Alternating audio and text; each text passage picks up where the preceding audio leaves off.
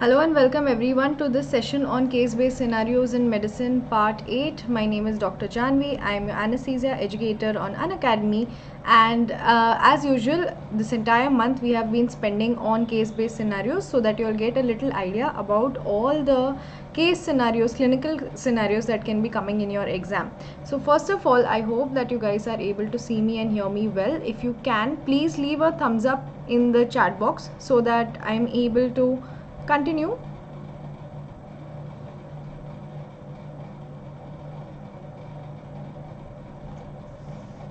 So yes, I can see that the streaming is absolutely okay and we can go ahead with our class. Okay, great. So welcome to Unacademy. It is India's largest learning platform, and I am an MBBS MD DNB in anesthesiology. You can join us on this Telegram channel, Let's Crack NEET PG, and this channel will give you the links to all the classes, all the quizzes, everything that I hold. Okay, so we recently had a anesthesia YouTube test series which had Amazon vouchers as gifts, and every single day we are taking case-based scenarios on this channel. So please make sure that you're a part of this Telegram channel so that you can get updated about the class links. Also, the All India mock test of NEET PG is on the 26th of February. It's absolutely free for all of you all to attend. It's at 9 AM. So come and test your preparation and also win prizes on winning the All India mock test. We also had the NEET PG combat on 19th of Feb. I hope that you all attempted it. And the plus subscription on Unacademy will help you get access to live and recorded classes. You can learn from India's top educators. You can compete in live tests and quizzes. And we have the iconic subscription, which is a partnership between Unacademy and Prep Ladder, which will help you get the live classes of Unacademy along with the video lectures of Prep Ladder.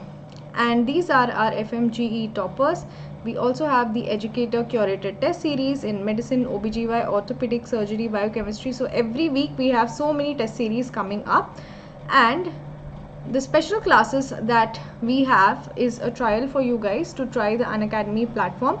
You can come here, you can raise a hand, talk to us during the class. You have polls, you have lecture notes at the end of it. And we also have all of these plus batches that are going on right now. The NEET PG 2022 Educator Revision batch and the Target Next 2023 subject wise batch, and the Focus FMG Comprehensive batch and December batch. So if you would like to buy the plus subscription, you can use my code Dr.Jhanvi Live, which will help you guys get an extra 10% off on your subscription value. So with that, let's begin with our first topic for today. So 65-year-old man during his morning walk suddenly clutches his chest and falls to the ground. He is sweating profusely and he is not responding. You have called 911. The most appropriate next step in his management is call for help, check for pulse for 10 seconds, verify scene safety, or begin chest compressions.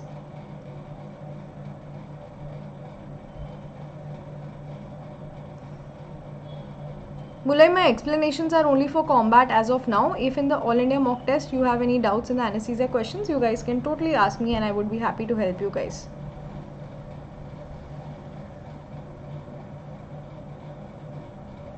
Alright.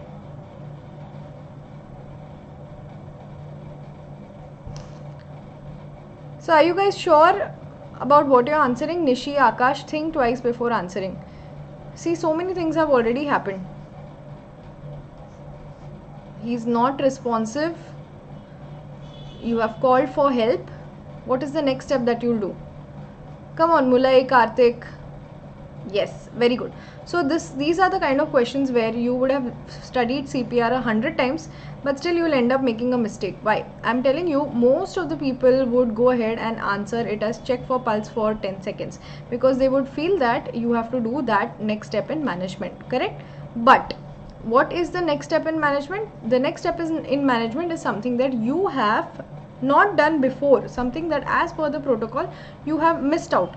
So that is the first step, and the first step is to do nothing but verify scene safety. Okay, unless you verify the scene safety, there is no point going ahead with CPR in these patients. Once you verify scene safety, then you will check for responsiveness of this patient. Barabar. So a responsive patient is not responding, that is already given. Once the patient is not responding, you will call for help, which you already have. You have called for help on 911, so you're in America. And if once you call for help, the next thing you will do is pulse check and respiration check. Okay, so ideally most of you will go ahead and answer it as pulse check and respiration check. But what have you missed out in this entire protocol? The first step is not done at all. You've not verified scene safety at all. So that is what you have to do next. Okay, so go back to the part you have missed. First, verify scene safety. Take the patient to the side of the road or wherever it is safer for him and as well as you for resuscitation. Okay, so well done all of you all. Okay, next one. A patient develops severe asthmatic attack and bronchospasm. Which of these inhalational agents would be least helpful in this situation? ISO, SIVO, DES, HALO.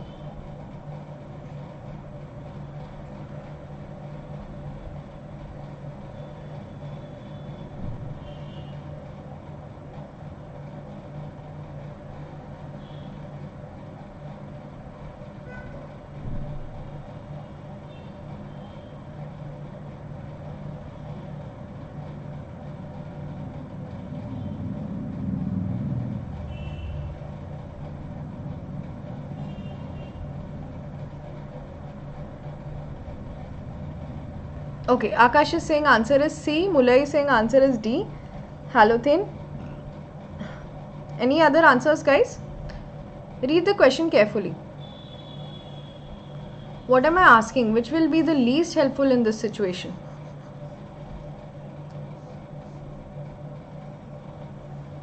So basically, what am I trying to ask you is a patient who has asthma, in that which of these agents would be contraindicated?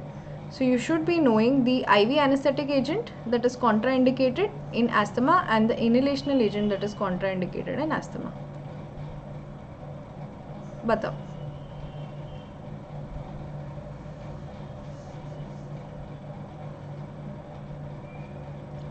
Alright, so Mulay and Anshul, your answer is wrong. Akash, your answer is correct. Okay, so desflurane is the one that is contraindicated in case of asthma. Why? Desflurane is very irritating and it has a very pungent odor. So if you give it to a patient who already has an irritable airway, it can cause further chances of bronchospasm. Okay, so in a patient who has asthma, you will try to avoid any kind of inhalational agent that is irritating in nature. So that is why the answer is desflurane. Alright, now in the IV agents in asthma which is contraindicated, can anyone tell me? In the IV agents in asthma which is contraindicated, anything that causes increased bronchospasm, any idea?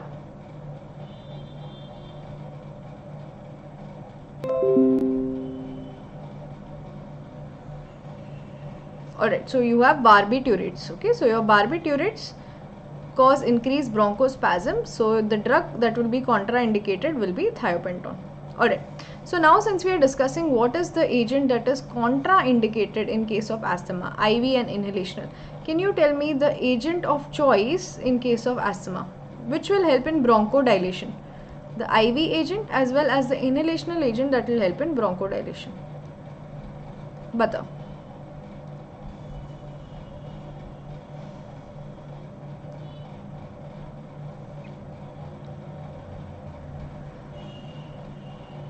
I think most of you all thought that I am asking what is a good bronchodilatory agent and you all ended up marking it as halothane.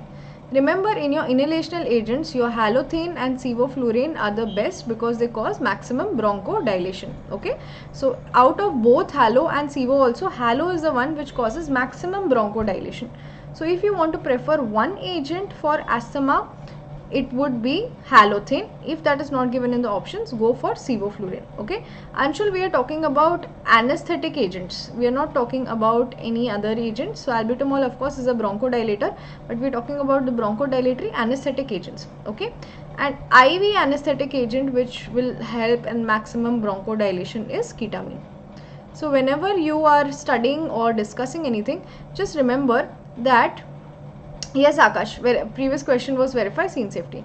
Whenever you are studying or discussing the pharmacology of anesthetic agents, remember to always make this chart. What is the agent of choice in this condition, IV and inhalational, and what is the agent which is contraindicated, IV and inhalational in this condition. Okay, so here desflurane will be contraindicated in asthma because it is pungent odor and can cause increased irritability of the airway.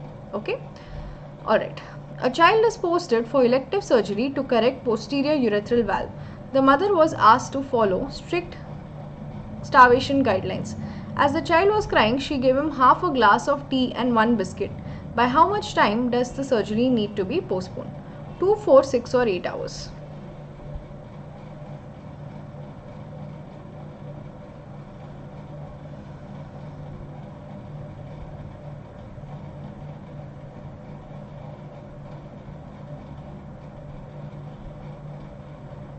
Okay, alright. Yes, most of you have answered it correctly, absolutely correct. Okay, so your tea and one biscuit. What is this? This is nothing but a light meal. Tea and biscuit is a light meal. Okay, so it will take about 6 hours for this light meal to get digested.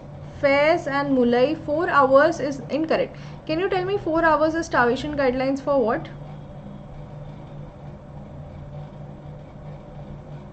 4 hours is starvation guidelines for what? Okay, so remember 2 hours is starvation guidelines for कोई भी एक चीज़ बता दो. 2 hours is starvation guidelines for clear liquids. So if the mother was feeding him black tea, black coffee or clear apple juice, then starvation is 2 hours. 4 hours is starvation guidelines for breast milk, very specific. Okay, 4 hours is starvation guidelines for breast milk. 6 hours is for cow's milk, for formula milk, so formula feeds, or for any kind of light meal like biscuit and tea. And 8 hours is your starvation guidelines for a full meal. Now your tea and biscuit is not a full meal, so the starvation guidelines is 8 hours for a full meal. Okay, and 6 hours for tea and biscuit. Okay, next one.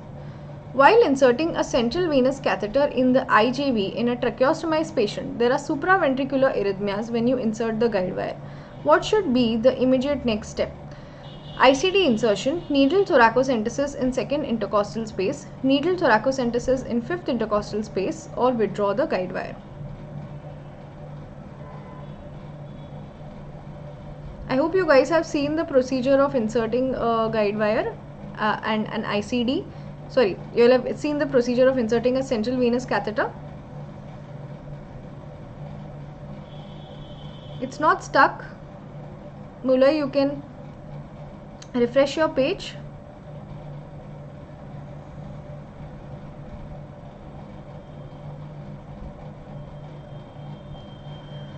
Okay, so we have Rituraj, Nishi, Mansimrat who are saying you'll withdraw the guide wire. Staphylococcus is saying you'll withdraw the guide wire. Some of you all are saying needle thoracocentesis. So can you tell me what is the diagnosis in this case? Okay, now remember what happens when you're inserting a central venous catheter in the IJV. Okay, so this is the procedure. This is nothing but your IJV, and then it will meet your SVC, and the SVC will meet your right atrium. Okay. Now what happens is, imagine what I'm putting in blue is the central venous catheter. So initially I prick the IJV with the needle, I get backflow of the venous blood, and what I do is through the needle I put the guide wire. Now the guide wire will go inside like this through the IJV into the SVC. If I insert the guide wire too deep inside, okay, so suppose it goes into the right atrium, ideally it is supposed to go into the cavity. Sometimes this guide wire may irritate the wall of the heart. When it irritates the wall of the heart, that is when you start getting the arrhythmia, supraventricular arrhythmias. Okay, so because of these arrhythmias, the patient's blood pressure can fall. So what you're supposed to do now, till now you have not inserted the central venous catheter. Once the guide wire is inside, then on top of the guide wire, by Seldinger technique, you insert the central venous catheter. So what you do is that you will withdraw the guide wire, okay, so that it does not hit the wall of the heart and the arrhythmias stop. So the minute you withdraw the guide wire, the arrhythmias will stop, and then you can pass your central venous catheter on top of the guide wire. Okay, So this is your guide wire. On top of that you can pass your central venous catheter like this, and then you remove your guide wire. So whenever you get any kind of arrhythmias, when they say that the guide wire is being inserted and you start getting arrhythmias, that means you have inserted the guide wire too deep and it is irritating the walls of the heart. Okay, suppose they would have mentioned something which is similar to pneumothorax. Can anyone tell me what would be the signs and symptoms that would be different from what you're getting now? Of course, if there was pneumothorax, you would have got arrhythmias, but along with arrhythmias, there are a few other things that you would have got. Any idea what it is? Can you suggest 2-3 things that would have happened along with the arrhythmias? Okay, important thing, whenever you have pneumothorax, you have severe hypotension. So the patient would have severe hemodynamic instability and the BP would have fallen a lot. Okay, so he would have had arrhythmias, he would have had hypotension, and the patient would have also had desaturation. Okay, you're puncturing the pleura, so your lung is collapsing because of the pneumo that is developing in between the pleural layers. So because of that, when the lung collapses, you get desaturation. So if it was a pneumothorax, you would have got all 3 of them. Here they are simply giving you directly the answer on a platter, that because of the guide wire insertion you are getting arrhythmias. Okay, so what you do is just withdraw the guide wire. Alright, if there was pneumothorax, you would have gone with needle thoracocentesis in 5th intercostal space in adults, needle thoracocentesis in 2nd intercostal space in pediatrics.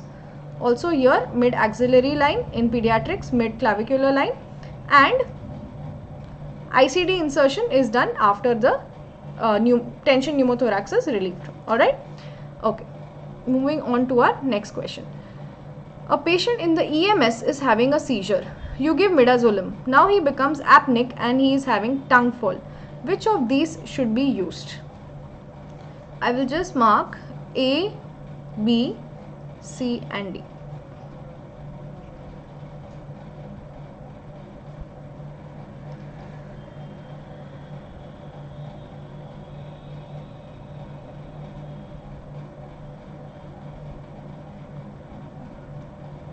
Okay, most of you are answering Giddle's airway. Is there anything else also that you can use?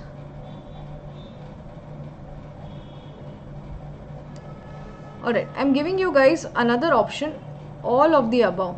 E is all of the above can be used.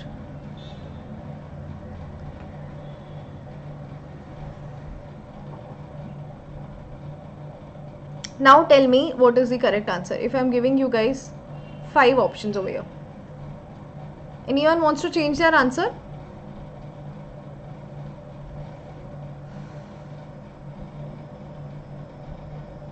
Okay, Akash has changed his answer to E. Everyone else thinks कि madam तो हमको मामू बना रही है. We should stick with the correct answer only, that is A. Staphylococcus, very good. He has immense faith in me, so he is also saying E. Alright, so the correct answer over here is actually E. Now, many of you all must be thinking, because I have put a question like this before saying the patient is having a seizure and what will you use as a bite block. Okay, so to use as a bite block, I absolutely agree with you. You can use the Giddle's oropharyngeal airway as a bite block.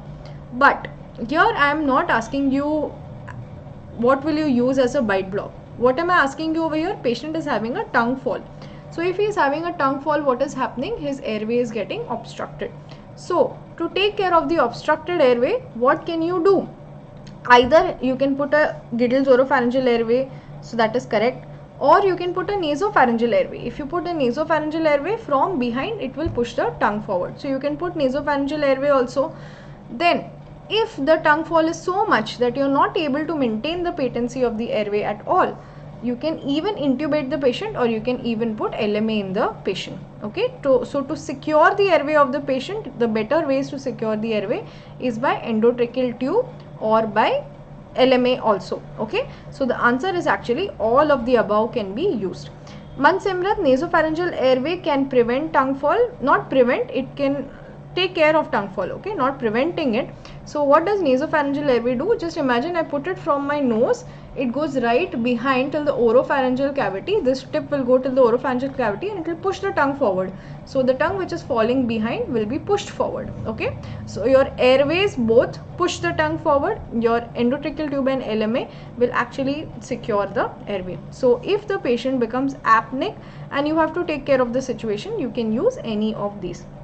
But if they ask you in the exam what can be used as a bite block in a patient who has seizure, then your answer will be A, Gittle's airway. Alright. Okay, so look for the subtle changes in the question. This is what exactly happens. Most of you all say, ma'am, I've solved all the question banks and still I got the questions wrong. I don't know how I got the answers wrong. You know why? Because they take the question from the question bank, but then they twist and turn it and make it a difficult question and the answer completely changes. Alright, so keep your eyes open. Don't just go for the previous answers. Okay, a concerned mother notices that her child turns blue whenever he is crying. She takes him to the pediatrician, who asks for a 2D echo to be done to rule out a heart disorder. The echo findings state infundibular stenosis with right ventricular hypertrophy and a ventricular septal defect. For the treatment, they suggest Potts shunt, which connects which artery to the pulmonary artery? Subclavian artery, descending aorta, ascending aorta, or any of the above? Just answer this, guys. I'll just get the laptop charger in like 10 seconds.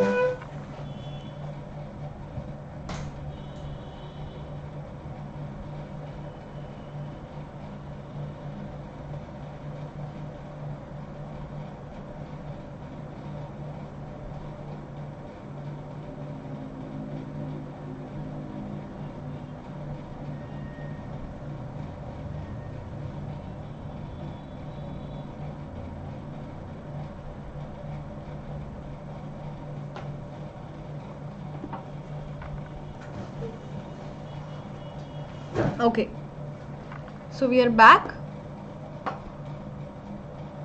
Alright,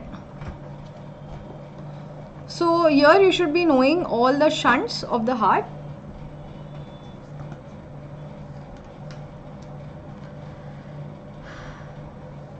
Okay, so first of all, can you all tell me what is the diagnosis in this case, everyone? It's a clear-cut diagnosis of TOF, tetralogy of Fallot. Alright, there is infundibular stenosis, right ventricular hypertrophy, VSD, and you are having a cyanotic heart disease with a shunt. Alright, so now you need to correct the shunt. Now the three options for correcting the shunt is, you have the most commonly used modified Blalock-Taussig shunt. That is the first one. Then the next one that you will use is your Potts shunt, and the next one you will use is your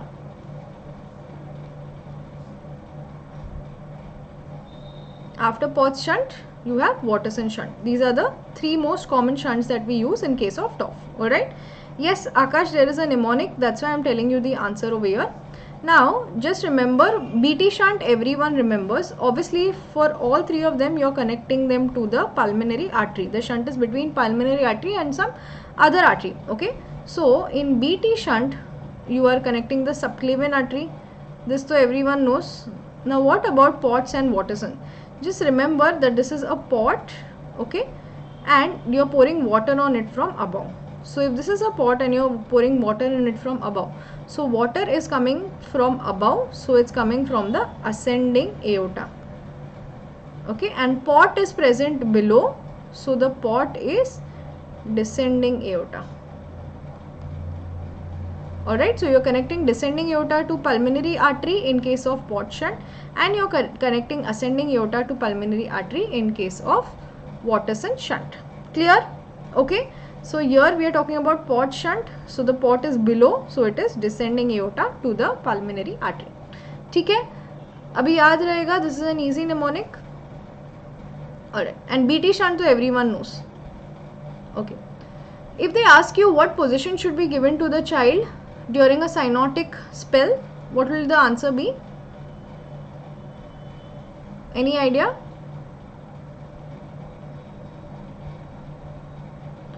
Okay.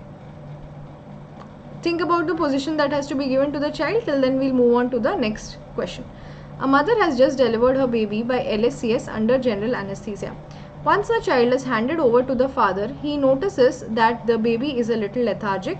He is not crying and he is turning slightly blue. He informs the neonatologist immediately. Which drug can be implicated in this condition? Propofol, choline, paracetamol, or fentanyl? Yes, very good, Faiz Ibrahim, absolutely correct. Your knee chest position, not knee elbow but knee chest position, that's the position that we give in case of a cyanotic spell to stop the cyanotic spell from happening, okay, to abort the cyanotic spell. Okay, Ali Raza is saying answer is fentanyl over here. Any other answers?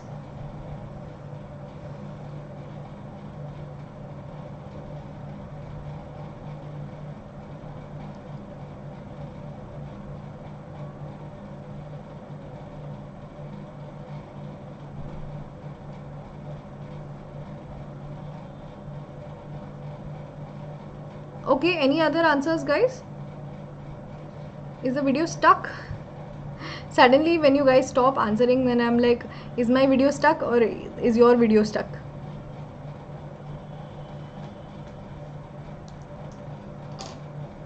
Alright, so correct over here, absolutely right. So fentanyl is the right answer over here. Okay, so what is happening to the child? Baby is lethargic and he's not crying and he's turning slightly blue. So basically they are trying to say that the baby is having respiratory depression. Agree with me? That's why he's turning cyanotic, and along with that he is also having, he is lethargic and he is not crying because he has CNS depression.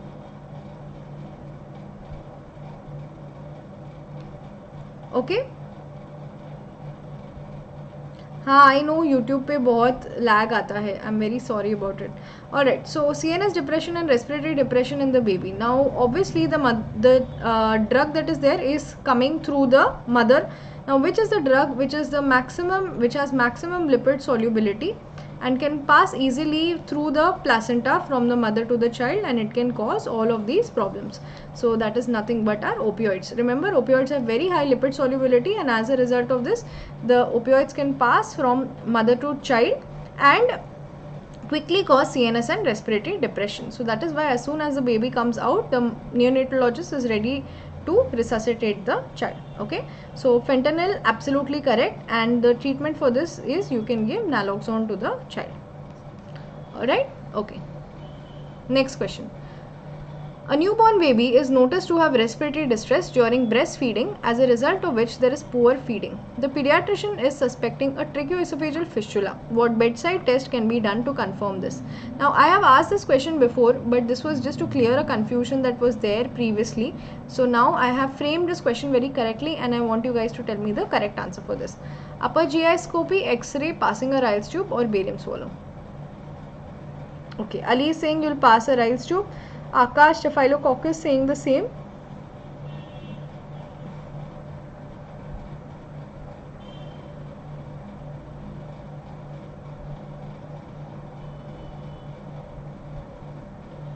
Alright, absolutely correct.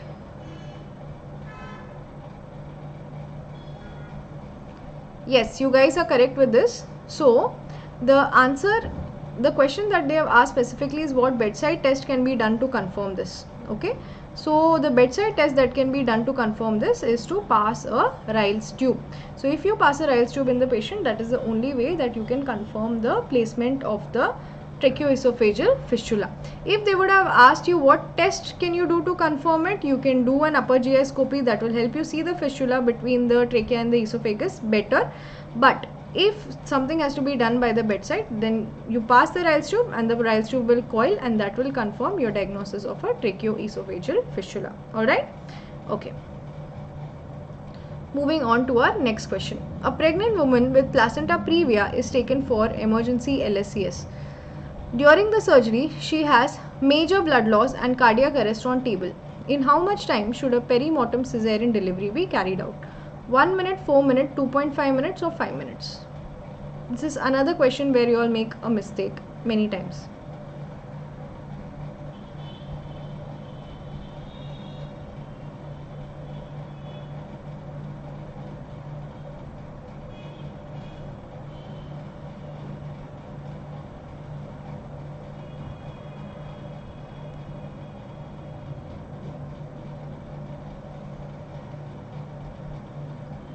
Okay, so between 4 minutes and 5 minutes is the confusion that people always have. So can you tell me what is the correct answer for this?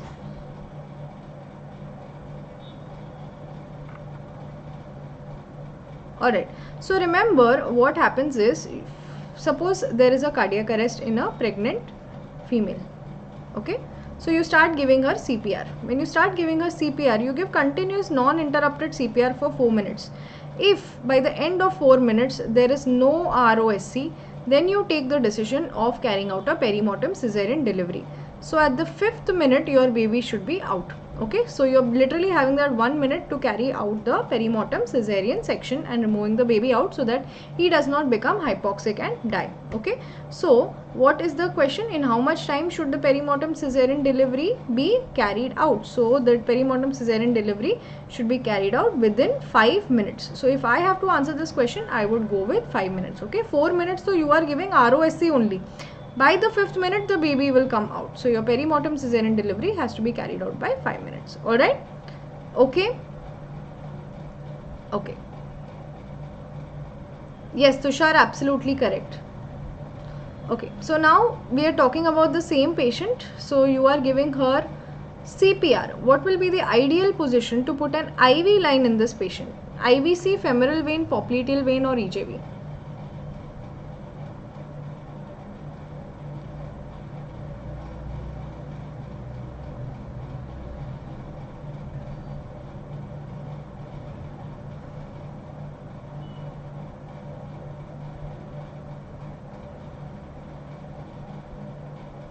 So in that pregnant patient, where will you put the IV line? Ali is saying femoral vein. I also want your answer scientifically backed. So you have to tell me why will you put it in the femoral vein.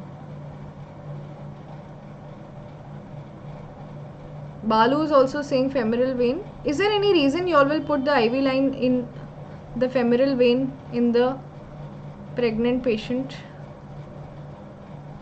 for CPR? Akash is saying D. Akash, what is the reason behind it? Okay, Ali is saying because he wants to put a central line.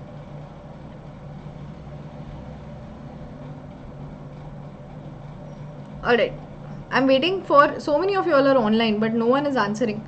Come on guys, this is the least place where you will get trolled for answering wrong. There is no trolling over here.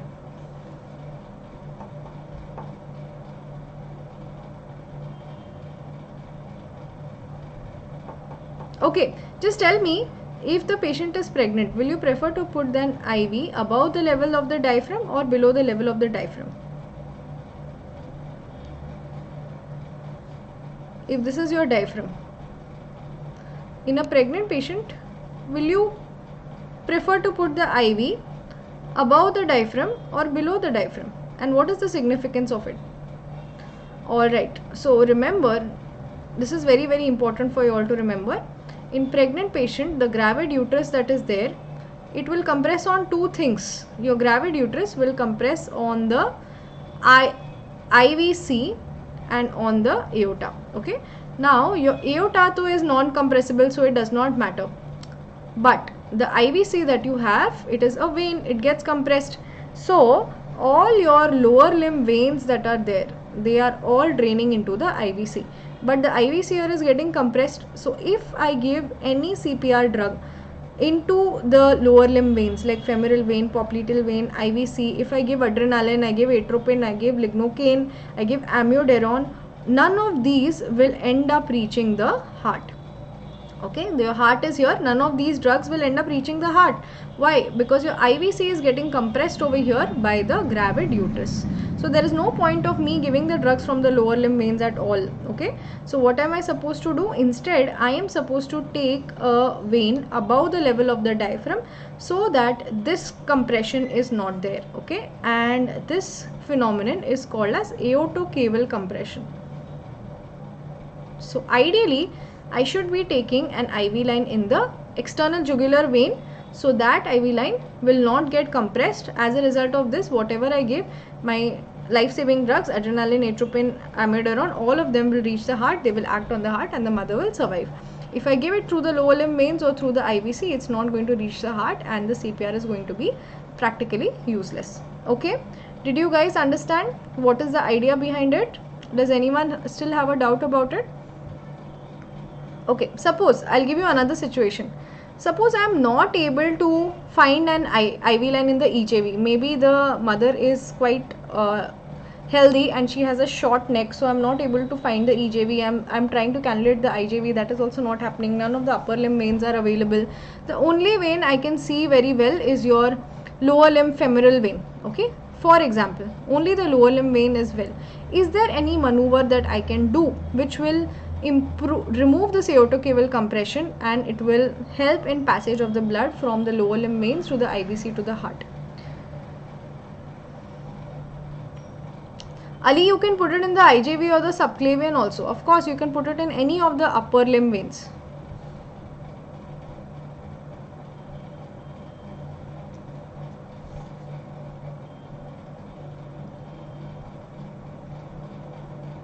Yes, very good. So what you can give to the patient is, to relieve this aortocaval compression, you can give a lateral tilt to the patient. Okay, so once you give the lateral tilt to the patient, the gravid uterus that is there will get lifted up and it will fall onto the opposite side. So it will relieve the compression on the IVC and it will fall onto the opposite side, so the compression will be relieved. Okay, now which lateral tilt is there, that you have to answer. So you ask the junior doctor in the RRT team. RRT is nothing but rapid response team. So you ask the junior doctor in the rapid response team to put a pillow below the gravid mother during resuscitation. What is the correct way to do so? Below the head, below the shoulder, below the left hip, or below the right hip? Now, to relieve this aortocaval compression, what is the ideal position to put the pillow?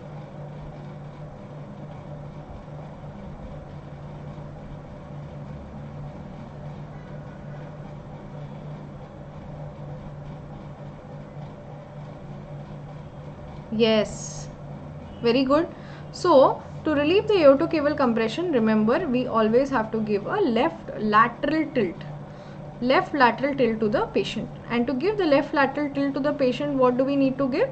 We need to put a pillow below the right hip. Okay, we need to put a pillow below the right hip, so that will tilt the patient's uterus towards the left. Okay, so that will help in reducing the aortocaval compression. Okay, so that's correct. Now the last case-based scenario for today, and then we'll do a bunch of images continuously. So a 31-year-old male with mood disorder on 30 mg of haloperidol and 1000 mg of lithium is brought to the hospital emergency room with history of acute onset of fever, excessive sweating, confusion, rigidity of limbs, decreased communication for a day. Examination reveals tachycardia, labile blood pressure, and investigations reveal increased CPK enzyme levels and leukocytosis. He is likely to have developed lithium toxicity, tardive dyskinesia, neuroleptic malignant syndrome, or hypertensive encephalopathy. Staphylococcus, if you put the pillow under the shoulder, you are not going to lift the uterus up, correct? You want to lift the gravid uterus up from the IVC and the aorta. So to lift it up, you have to place it below the hip. So the uterus gets lifted up and it falls to the opposite side and the aortocaval compression is relieved.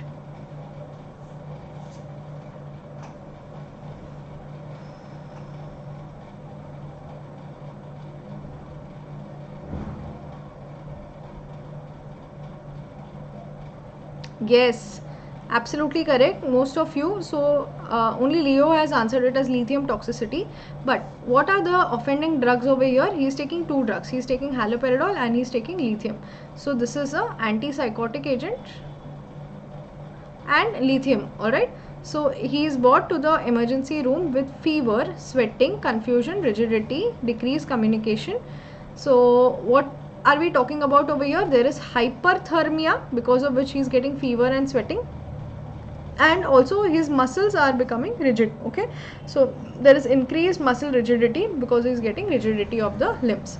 Now when you look at the investigations, you are seeing increased CPK enzyme levels, so that means there is muscle breakdown. Okay, so this sounds a lot like malignant hypothermia, but there is no offending factor of malignant hypothermia over here. Malignant hypothermia is seen with anesthetic agents, inhaled anesthetic agents, and scoline. And if you are having similar symptoms, then this is caused by antipsychotic agents. This is called as neuroleptic malignant syndrome. Can anyone tell me what is the treatment for neuroleptic malignant syndrome? What will be the drug of choice for neuroleptic malignant syndrome?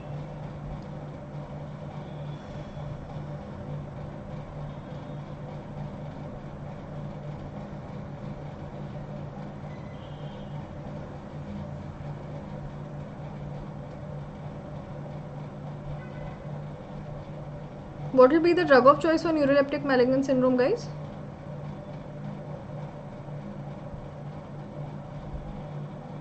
Yes, absolutely correct. The treatment would be dantrolene sodium, or you can even give bromocriptine. Okay, dantrolene sodium or bromocriptine. Alright. Okay, now moving on to all our image based questions. So identify the cylinder. This has come recently in the NEET PG exam. Quick, we have around 20 images and you will quickly identify all of them in the next 20 minutes.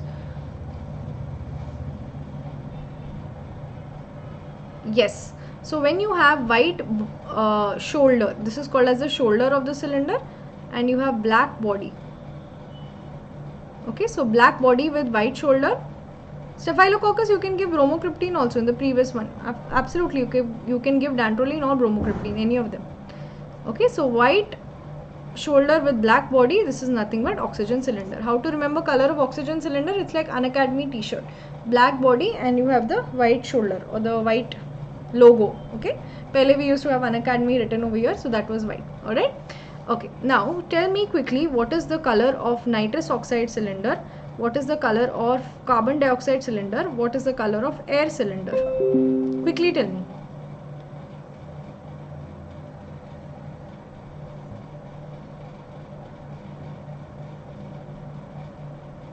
You should know the other cylinders also because they can ask any of these in the exam. Yeah, correct. So your nitrous oxide cylinder is French blue in color. Carbon dioxide cylinder, anyone?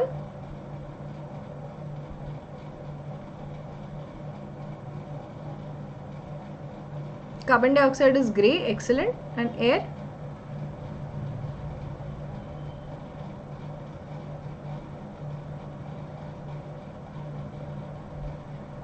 Air cylinder. Also there's one more, cyclopropane.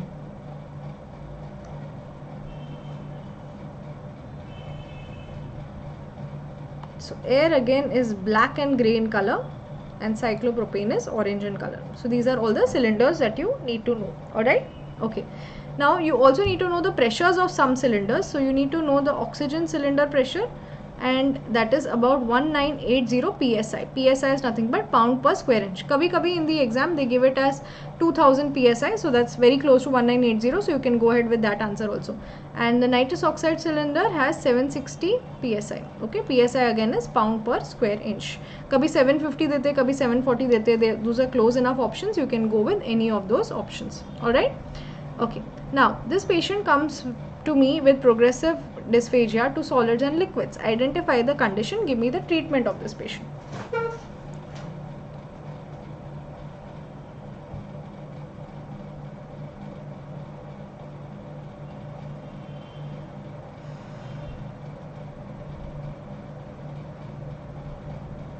Yes, very good. So what is this appearance? This is nothing but corkscrew esophagus. Alright, or it is also called as nutcracker esophagus. And this corkscrew esophagus or nutcracker esophagus is seen in case of diffuse esophageal spasm. What will be the treatment? Anyone? NTG, good. Nitrates is one treatment. Any other treatment you can give? You want to relieve the spasm. Anything else that we can give?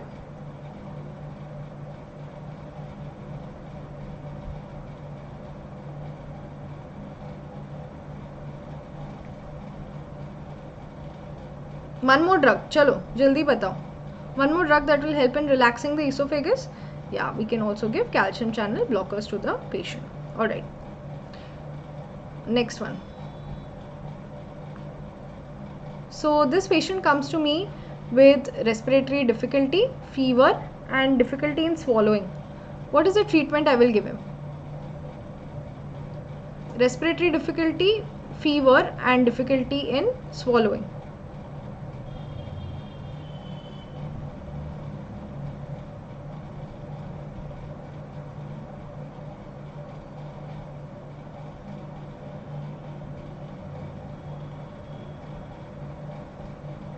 Yes, very good, excellent. So this is nothing but the thumb sign. Okay, so can you see over here? This is the thumb sign. it's not getting highlighted, sorry. So this looks like the thumb.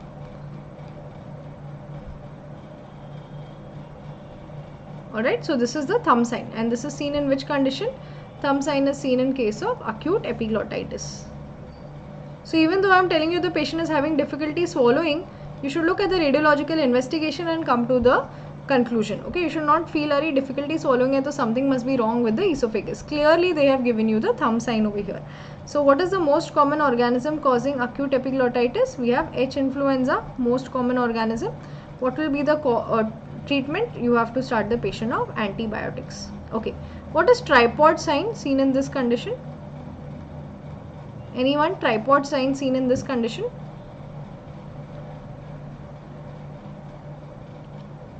Also remember, to reduce the epiglottis inflammation, I will give nebulized adrenaline to the patient. I will give steroids to the patient so that the inflammation reduces and the symptoms reduce. Okay, so tripod sign is basically that the person, because of respiratory difficulty, will be on all fours.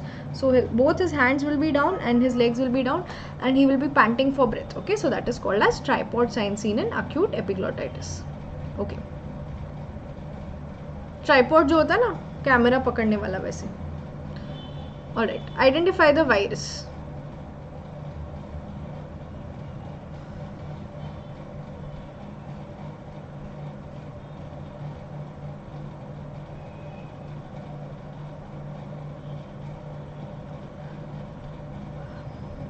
Yes, very good, excellent. Staphylococcus, Akash, Rituraj, Ali Raza, very good. Okay, so what can you see over here? You see GP41, you see GP120, and most importantly you see presence of reverse transcriptase enzyme. Okay, so reverse transcriptase gives you directly the answer is nothing but HIV virus.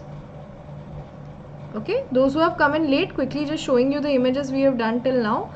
We've done oxygen cylinder, we've done diffuse esophageal spasm, corkscrew esophagus, we've done acute epiglottitis, thumb sign, and then we've done HIV virus, and now we are going on to the next picture. So this is a child, neonate, and he's born with respiratory distress. What is the condition that you can see? Now this child, when you auscultate him, listen to the entire question. When you auscultate this child, you can hear absent breath sounds. Absent breath sounds on the left side. Okay, breath sounds are present on the right side. Right side is normal, left side there are no breath sounds, and on the left side, other than that, you can't hear anything. Okay. Okay, many of you all are saying congenital diaphragmatic hernia.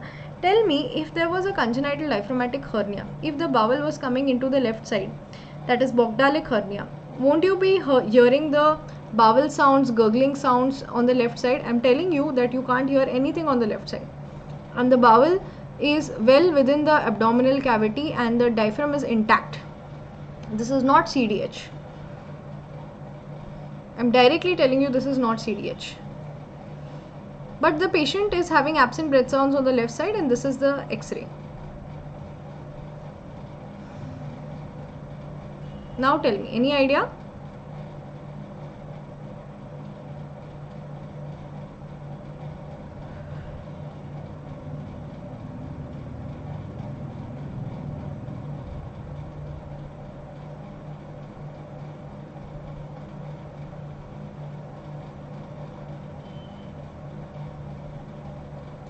Okay, so remember, all these cystic spaces are there. Okay, once all these cystic spaces that you can see in the lungs, these cystic spaces are actually present in the lung. So this is a condition which is called as CPAM. CPAM is nothing but congenital pulmonary airway malformation. Okay, so basically, instead of a lung being present, you have multiple cystic spaces that are present on that side of the hemithorax.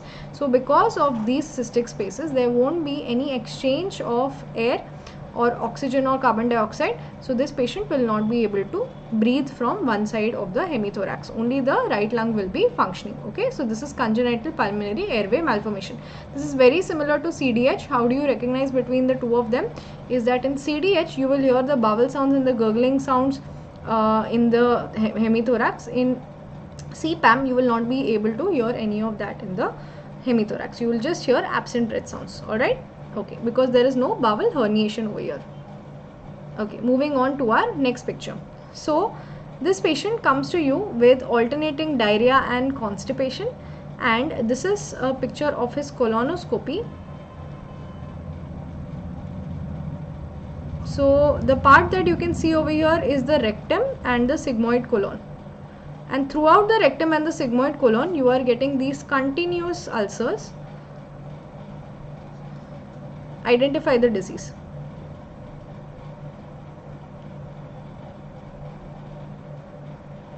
So, you are seeing the rectum and the sigmoid colon. Colonoscopy is being done over here.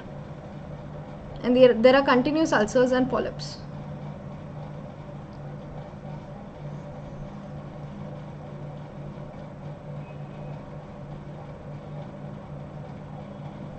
Guys, I am giving you all such big hints. See the part that is getting affected. Rectum, sigmoid colon, continuous ulcers. Still you are answering incorrectly.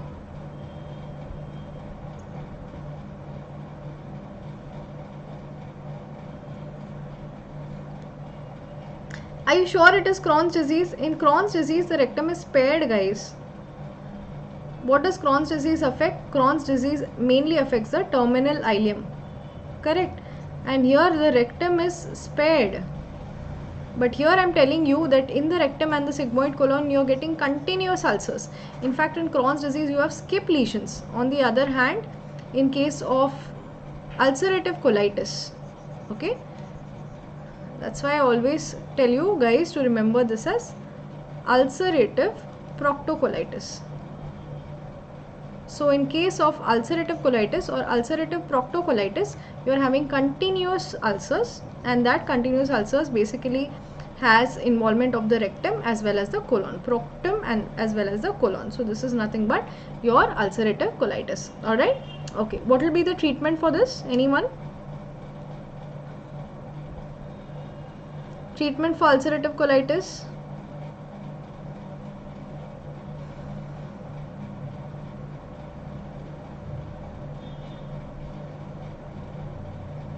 You will give what drugs? Steroids, very good, and 5-ASA, 5-amino-salicylic acid.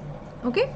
Alright. Now, you do a colonoscopy for a patient and he is coming to you with these multiple polyps that are present. So, you see on colonoscopy there are multiple polyps. Other than this, there is no ulcerative lesion that you can see as such in the colon. But what can you see? Along with the polyps, you find out that he has multiple osteomas, lipomas, and he has supernumerary teeth. That means he has increased number of teeth. Okay, so more than 32 teeth. Ek ke upar ek, supernumerary teeth. So what condition is he suffering from? In this large intestine, he has polyps and he is having multiple osteomas. His jaw is completely very big in size, hypertrophied. He is having lipomas and supernumerary teeth. Yes, excellent. So that is nothing but Gardner's syndrome. Okay, imagine this patient is coming with polyps on colonoscopy, and along with that he is coming with history of seizures and recently diagnosed brain tumor. So what are we discussing over here?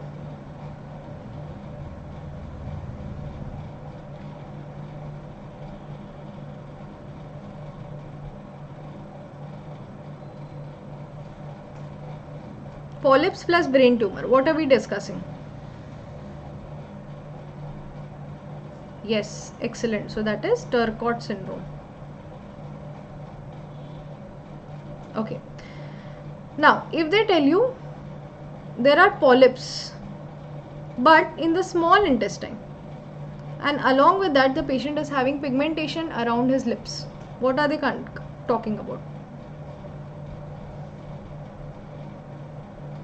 Polyps and mucocutaneous pigmentation, and these polyps are in the small intestine. For Gardner's as well as Turcotte's, the polyps were in the large intestine. Here the polyps are in the small intestine. Yes, very good. So if they are talking about Peutz-Jeghers syndrome, that's when they have polyps plus mucocutaneous hyperpigmentation, and polyps are in the small intestine. Remember that well. Okay. Alright. Now this is the condition of the terminal ileum, there are presence of skip lesions. These two words I give you, you should be able to identify the disease very well. Terminal ileum, skip lesions. What are we talking about?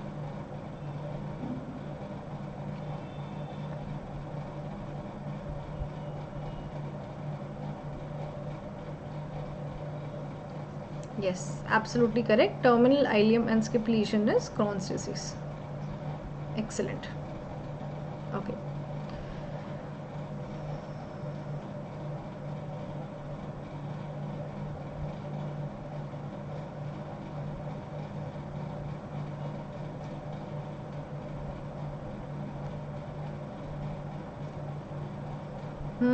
Very good. So this is nothing but a bird beak appearance. Correct? You can, if you get confused, you can try to draw a bird and you can try to imagine. So this is seen in case of achalasia cardia. Treatment, medical treatment and surgical treatment. Give me both.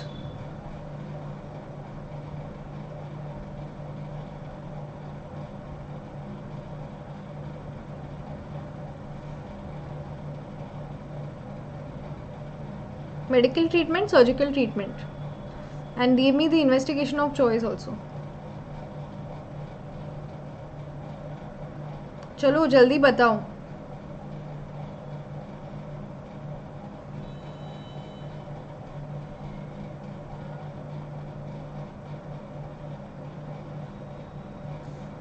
No, not nitrates. Okay, so medical treatment would be giving botulinum toxin injection. Surgical treatment would be Heller's myotomy. And what will be the investigation of choice? Barium swallow is not the investigation of choice. You want to check the pressures, lower esophageal sphincter pressures, correct? So what will be your investigation of choice? Investigation of choice will be manometry. Okay. Alright. What is the treatment of this condition?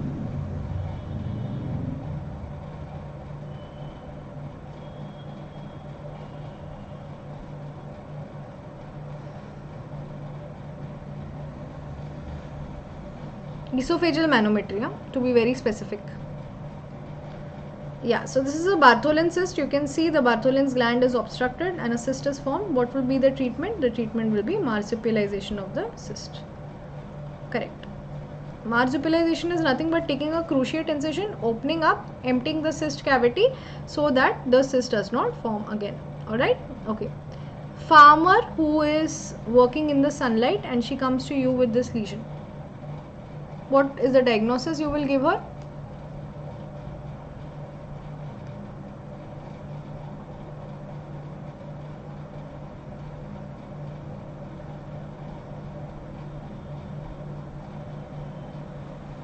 Yes, absolutely correct. So on the hidden neck area, if you are seeing a lesion in someone who has constant exposure to sunlight, then this is nothing but basal cell carcinoma.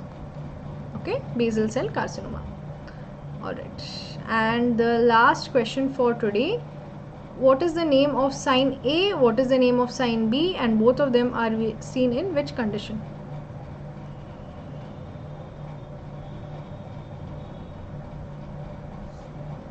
What is the name of sign A, what is the name of sign B, and both of them are seen in which condition? If you are seeing ecchymosis around the umbilicus, this is called as Cullen sign. Barabar. Ecchymosis on turning to the side, on flanks, on turning to the side, it is called as Gray Turner's sign. Barabar. Okay, so you have Cullen sign and you have your Gray Turner's sign. Absolutely correct. Give me two conditions in which you see this Cullen's and Gray Turner's sign.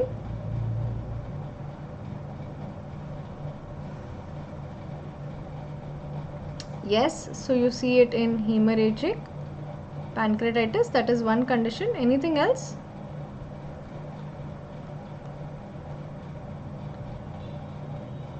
Any other condition in which we see it? Acute pancreatitis, hemorrhagic pancreatitis, same thing. if there is any cause for retroperitoneal hemorrhage. Okay, and also in ruptured ectopic pregnancy. Ruptured ectopic pregnancy. Alright, so I'm just going to quickly recap the images that I've shown you all, and the case-based scenarios, of course, you guys can go through on your own.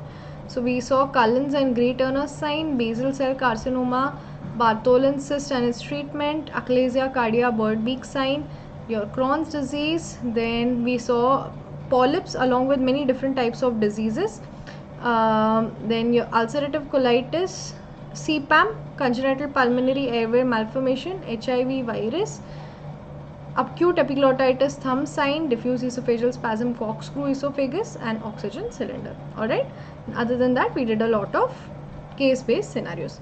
So I hope that this class was useful to you guys. If you liked it, please don't forget to leave a thumbs up. Please don't forget to join this Let's Crack NEET PG group, and I will be posting the links to tomorrow's classes over here.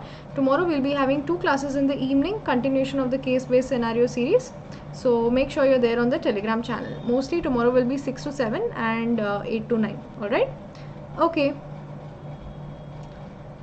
Yes. No, it is, anesthesia is not a dependent branch and it is not saturated as compared to other branches. You can totally go into critical care after anesthesia. Alright? Okay.